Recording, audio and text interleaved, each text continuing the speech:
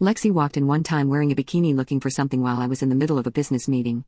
The first issue was the argument about me moving to a smaller room since my room has the second biggest closet out of all the rooms in the house. Steph needed it to store all her luxury bags and clothes. I said no. I told her it's been my room since I can remember and she's not making me move when it's my house. My dad compromised with her that he'll give his side of the closet to her, while his things are in the other room. The second issue is the twins have this habit of barging into people's rooms without knocking, and that includes my office. Lexi walked in one time wearing a bikini looking for something while I was in the middle of a business meeting. She literally walked behind me where everyone could see her. I was pissed off and embarrassed. Third, their dogs are not potty trained and would leave poops and pee around the house, and the twins wouldn't even clean up after them. They're also very aggressive towards Moxie. I found Moxie one time with a scratch on her left eye, which the other two dogs would usually nip at when they get the chance. Fourth, all the family photos in the house were removed and put in the attic without my approval, and that includes my mother's picture. I took my time to put them all back to where they belonged. This happened a few times. 2 days ago, Steph did it again, but this time she replaced them with her pictures, the twins, and her family. Steph and I had a heated argument about it. I told her that she can't do anything regarding the decorations in my house without my approval, and her daughter should also learn how to knock on doors and have their dogs potty trained. She said that they can do whatever they want in her house,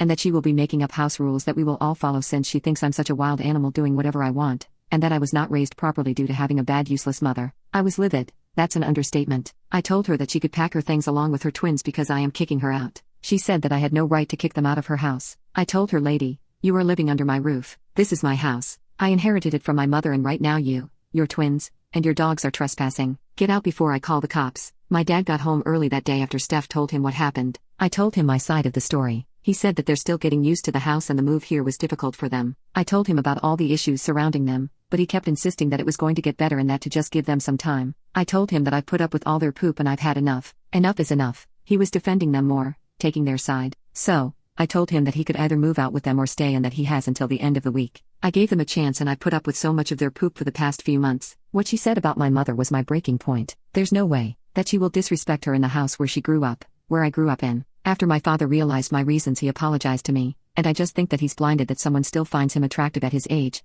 Also didn't help that it was his high school sweetheart. My father chose to stay with them, so I kicked them all out.